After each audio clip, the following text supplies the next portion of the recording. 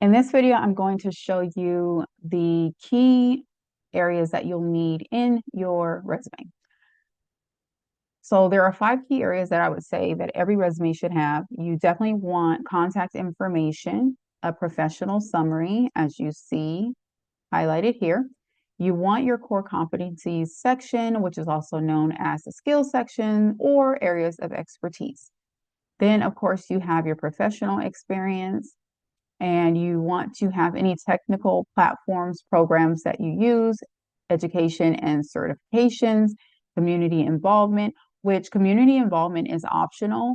You can also decide that you want to, and that's your volunteer experience. And you can also decide if you want to put publications, if you want to put, maybe you are a speaker and you have speaker experience, public speaking experience. So you can put that there as well. It's really just you deciding what you want to put based on what you know the role is calling for. And you can also create an award section as well. So that's something that you can do. Now, when it comes to your contact information, really you're putting your name, first and last name, of course. If you have any specific title that you want to include, so let's just say, for instance, you're a licensed clinical social worker, you can put comma after your last name and then put LCSW. If you're on RN, you can put comma RN. So it's just depending on your field and which acronyms are important to your field based on your title. For your information, contact information, you really just need your city, state, and zip code, email address, phone number. You don't need your full address. And then some people will put LinkedIn profiles on here, like links to their LinkedIn profile. I would recommend just putting LinkedIn and then inserting a hyperlink. If you know how to do that, that would be great. For this section here, you can either put a branding statement. This is not a requirement, but it just elevates your resume a little bit more. So you can put branding statements or key areas of expertise that you want to highlight here, and that will make your resume stand out. Just make sure that you are speaking to those things throughout your resume.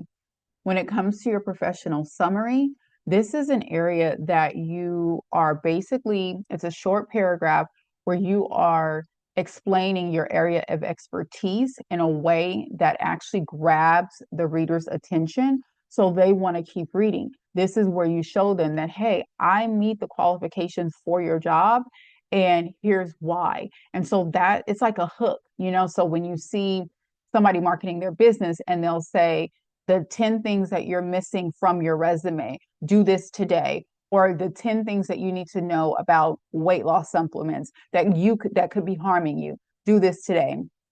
It's that hook to get you engaged and to say, well, I want to know, what am I doing wrong? So it's a similar thing.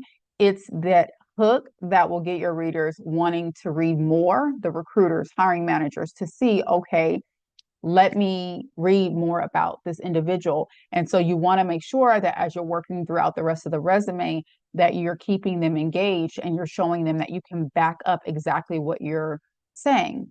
So for this one, this is what I put: strategic and innovative senior director, contributing to generating over $55 million for nonprofit organizations throughout career. Forge critical partnerships with Fortune 500 companies to increase organizational influence, exceed sales by 35%, hit fundraising targets, and deliver results. Extensive experience in event management, cause-related marketing, business idea development, and in-depth research and analysis. So when you think about it, even this last one, you can change out, or this person could change out these keywords to depending on what the company is looking for at that time. And so as long as you have experience, you can always swap out keywords based on what that organization is looking for. This is something that you will tailor, you will make sure that it fits what the employer is looking for at that time. The next section is core competency section. This is where you're going to have a lot of your keywords in there based on the job description. So you can use sites like JobScan.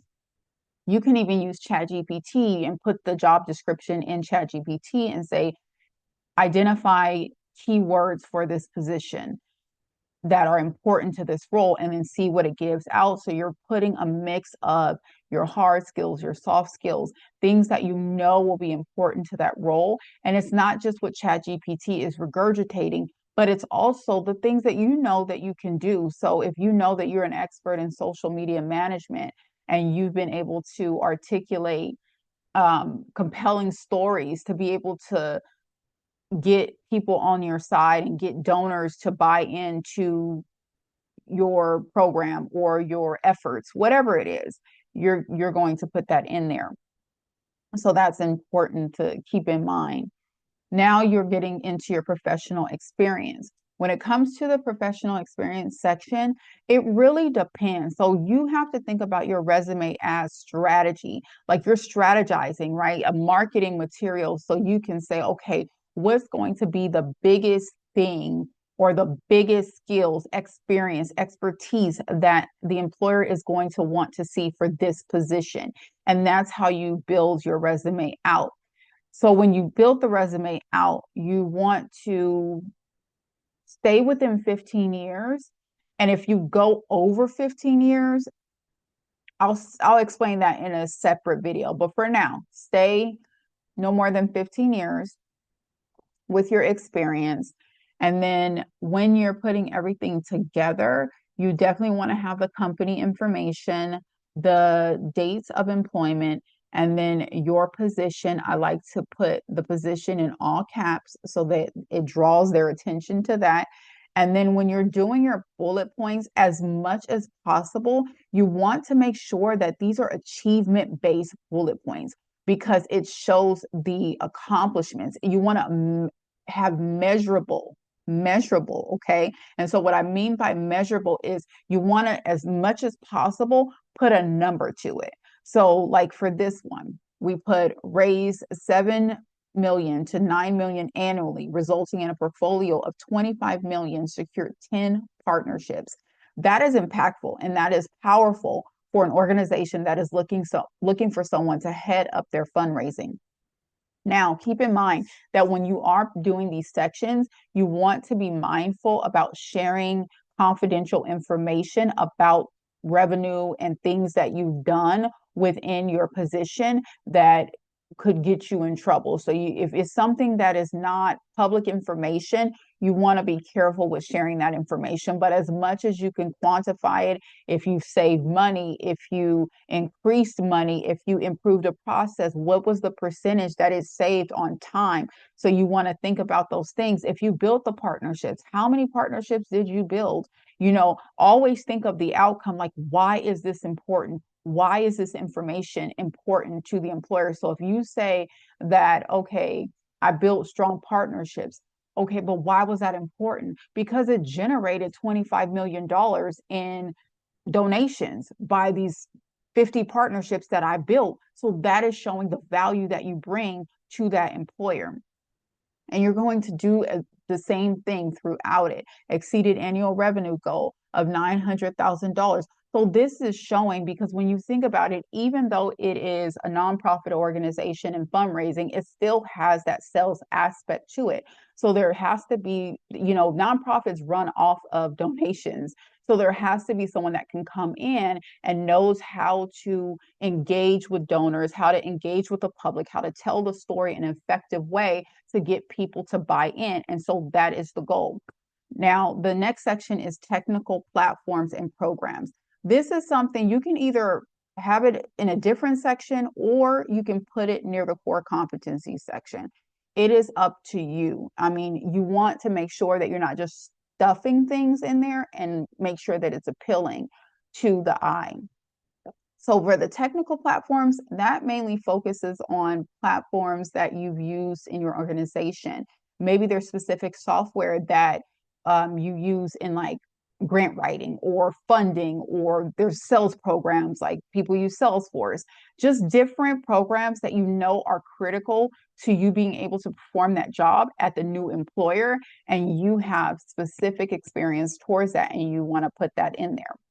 Now, when it comes to education and certifications, you're listing out your degree and then your major. And of course, the organization, the university, and the city and state. Now, as far as licenses, this can be a section 2, but I recommend that if you are, let's say you're a licensed clinical social worker and they're wanting to know you have licenses, I would recommend maybe rearranging some things. So right after your core competency section, you can have a licenses section, and that way it's remember, you're drawing attention to the sections you want them to see first. So I would say put that towards the top. Just like if you're a new graduate, you want to put your education at the top. And right after the core competency section, you want to put your education because you're a recent graduate. So you want them to know that you have your degree. You just got your degree. And then lastly, community involvement. This is a section that I was telling you is optional.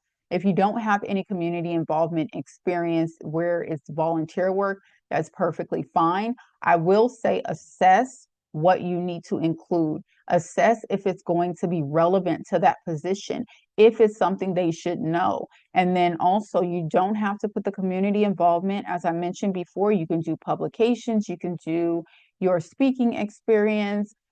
You can even, we have room here, so you can even add another section after. So you can keep community involvement and then add maybe speaking, public speaking experience. So it's really up to you how you want to put this on here. If you have any relevant projects, maybe you do, that's relevant to this experience that you're using, then maybe instead of putting the professional experience right after core competencies, you might want to put relevant projects. So it's just, do you see how it's a strategy that you build behind it?